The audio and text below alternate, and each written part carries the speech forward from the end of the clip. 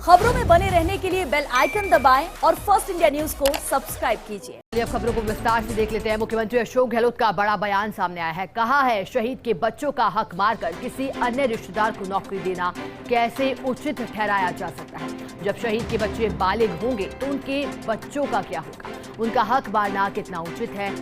भाजपा के कुछ नेता अपनी राजनीतिक रोटियां सेकने के लिए शहीदों की वीरांगनाओं का इस्तेमाल कर उनका अनादर कर रहे हैं। यह कभी भी राजस्थान की परंपरा नहीं रही है। मैं इसकी निंदा करता हूं। हम सभी की जिम्मेदारी है कि हम शहीदों और उनके परिवारों का उच्चतम सम्मान करें। राजस्थान का हर नागरिक शहीदों के सम्मान का अपना कर्तव्य निभाता है। भाजपा के कुछ नेता अपनी राजनीतिक रोटियां सेक रहे हैं, शहीदों की वीरांगनाओं का इस्तेमाल कर उनका अनादर कर रहे हैं। यह कभी भी राजस्थान की परंपरा नहीं रही है। मैं इसकी निंदा करता हूं। बड़ी जानकारी देखिए, हमने आपको कल बताया था किस तरह से एक ट्वीट मुख्यमंत्री अशोक गहलोत का सामने आया था और जिस तरह से लगातार शहीद की वीरांगनाओं से जुड़ा है पूरा मामला है। देखिए, प्रदर्शन लगातार जारी था, ऐसे में कई बार वार्ता भी हुई इसी को लेकर, लेकिन अब मुख्यमंत्री अशोक गहलोत ने अपना रुख स्पष्ट किया कि मुख्यमंत्री अशोक गहलोत क्या सोचते हैं इस पूरे मामले को लेकर। उन्होंने कहा कि किस तरह से ये जो शहीद के परिवारों के बच्चे हैं उनका हक मारना कितना उचित है, इस सवाल भी अपने ट्वीट के माध्यम से पूछा।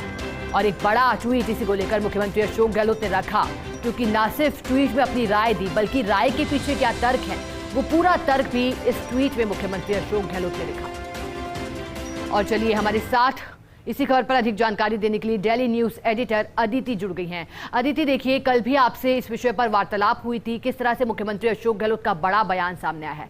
क्या लगता है अदिति, अब बयान सामने आने के बाद किस तरह से पूरा मामला आगे बढ़ेगा? शिखा, न सिर्फ हमारी लेकिन सबकी जिम्मेदारी बनती है कि जो वीरांगनाएं अपनी जिद पर अड़ी हैं उनको ये समझाने की कोशिश की जाए कि क्या सही है और क्या गलत। और यही वजह है कि अशोक गहलोत ने जो कल ट्वीट किया था वो हम एक बार फिर अपने दर्शकों को बताने की कोशिश कर रहे हैं। ट्वीट में ये लिखा था कि हम सभी की जिम्मेदारी है कि हम शहीदों और उनके परिवारों का उच्चतम सम्मान करें। यह आपकी, उनकी, सरकार की और देश भर के लोगों की जिम्मेदारी है। राजस्थान का हर नागरिक शहीदों के सम्मान का अपना कर्तव्य निभाता है, परंतु भाजपा के कुछ नेता अपनी राजनीतिक रोटियां सेकने में शहीदों की वीरांगनाओं का इस्तेमाल कर रहे हैं।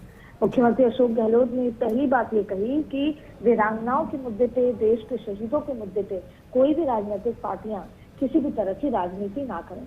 एक बहुत महत्वपूर्ण बात यहाँ पर उन्होंने कही, जैसे अगर हम पूरा ट्वीट उनका पढ़ें कि शहीद हेमाराम मीणा जी की पत्नी उनकी तीसरी मूर्ति एक चौराहे पर स्थापित करवाना चाहती हैं।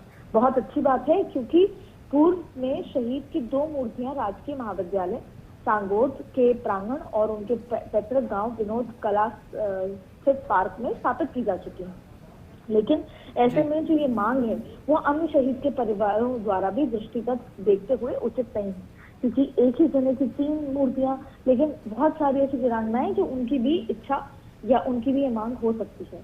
ऐसे में रोहिताश लांबा की पत्नी अपने देवर के लिए अनुकंपा नियुक्ति कर रहे हैं। ये एक ऐसा मुद्दा है शिखा, जो दर्शकों को समझना जरूरी है कि भले ही वीरांगना का ये मांग है कि उनके देवर या उनके रिश्तेदार इस जो नौकरी है उसके हकदार हैं, लेकिन दरअसल ऐसा होता क्या है कि बहुत सारे ऐसे बच्चे हैं, वीरांगनाओं के बच्चे जो होते हैं, जो शहीदों के बच्चे हैं, जो आज 18 साल के नहीं है, या कई वीरांगनाओं जब शहीद हो जाते हैं सैनिक तो वीरांगनाओं के पेट में उनके बच्चे होते हैं। तो ऐसे में इंतजार होता है सरकार को कि जब वीरांगनाओं के बच्चे या उन शहीद के बच्चे 18 साल के होंगे तब उनको उनकी ड्यू या उनको उनकी नौकरी दी जाएगी। ऐसे में अगर किसी रिश्तेदार को बहुत अच्छी भावना है कि परिवार को वो नौकरी दी जाए, लेकिन आज के जमाने में अगर परिवार को या देवर को या किसी को वो नौकरी दी जाए और कल को देवर पलट जाए और वीरांगना को, परिवार को साथ ना रखे, घर से बाहर निकाल दे, तो ऐसी स्थिति में वो वीरांगनाएं क्या करेंगी।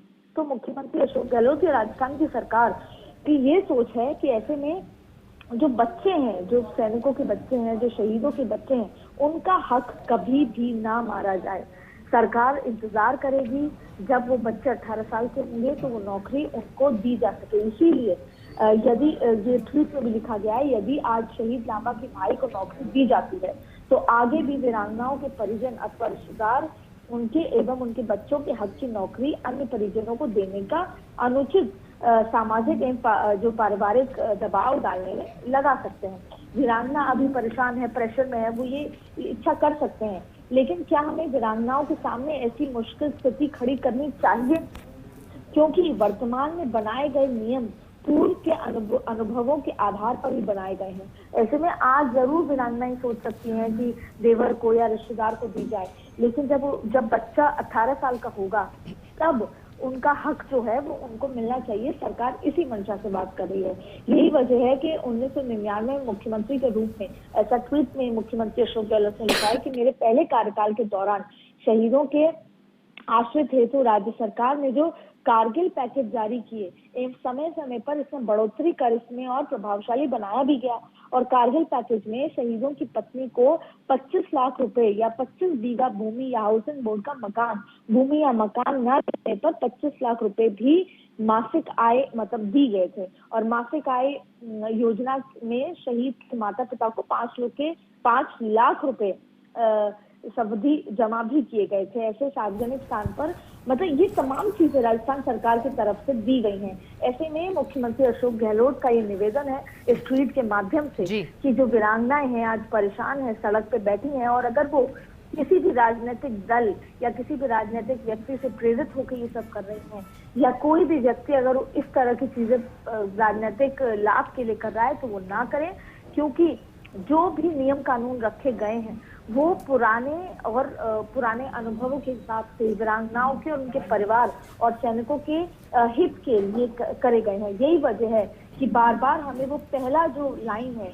कि सभी की जिम्मेदारी है कि शहीद और उनके परिवारों को उच्चतम सम्मान दिया जा सके, और उस उच्चतम सम्मान को नजरिया में रखते हुए ये तमाम चीजें रखी गई हैं। ऐसे में यही उम्मीद सरकार और मुख्यमंत्री अशोक गहलोत इस ट्वीट के माध्यम से रखते हैं कि वीरांगनाएं कोई भी मुद्दा है वो बात करें, सरकार से बात करें, उनकी कोई तकलीफ। बिल्कुल अदिति, आपने बड़े ही बखूबी से मुख्यमंत्री अशोक गहलोत के ट्वीट के पीछे की मंशा को समझाने की कोशिश की। बहुत शुक्रिया आपका मैसेज जुड़ने के लिए।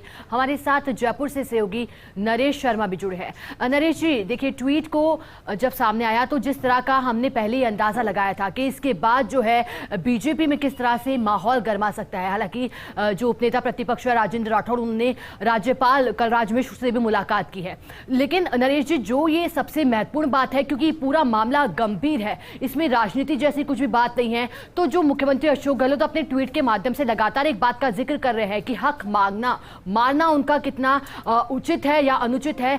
ऐसे में जो शहीद की वीरांगनाएं हैं उनका क्या रुख नजर आ रहा है इस पूरे ट्वीट के सामने आने के बाद?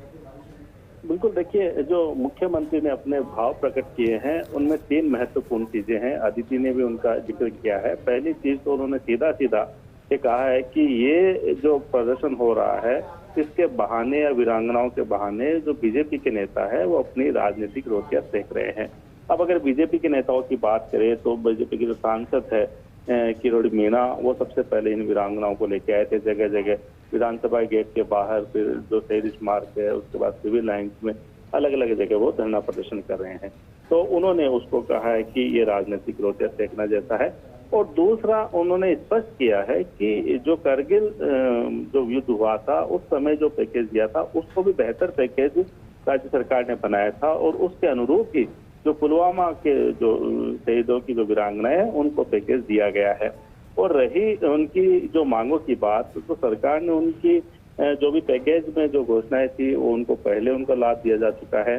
जो 2 महत्वपूर्ण बातें जो की है, एक तो कि देवर को नौकरी देना और दूसरा तीसरी मूर्ति की स्थापना करना।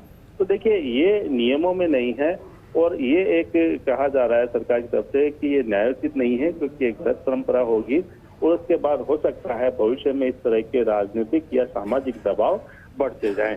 क्योंकि जो नौकरी का जो विकल्प है वो है या तो वीरांगना के लिए या उनकी पुत्री या उनके पुत्र के लिए। और यहाँ तक सरकार ने किया है कि अगर गर्भस्थ शिशु है उस दौरान में, तो वो जब पैदा होगा, बड़ा होगा, तो उसको भी नौकरी दी जा सकती है।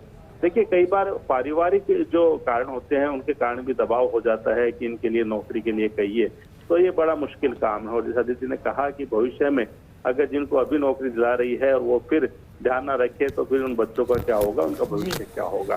तो ऐसे में इन तमाम चीजों को ध्यान में रखा गया है और उसके आधार पर मुख्यमंत्री ने अपनी बात प्रकट की है। अब जो वीरांगनाओं की जहाँ तक आपने बात की है, उन्होंने जो एक मुद्दा अभी जो उठा रखा है वो ये है कि जब वो सिविल लाइंस की तरफ, राजभवन की तरफ गई थी, तो वहां पे उनके साथ पुलिस कर्मियों ने दुर्व्यवहार किया था और उनको दंडित किया जाना चाहिए, उन पे कार्रवाई होनी चाहिए।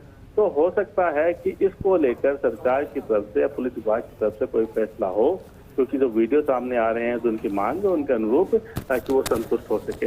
लेकिन जहां तक नौकरी देना या अन्य मूर्तियां लगाना, देखिए ये अगर एक बार इस तरह से अलग अलग जो मूर्तियों की बात या अन्य संबंधी को नौकरी देने की बात है, तो अगर ऐसा सरकार दबाव में अगर फैसला कर भी लेती है तो ये फिर हमेशा के लिए हो सकता है सरकार के लिए सरदर्द बने।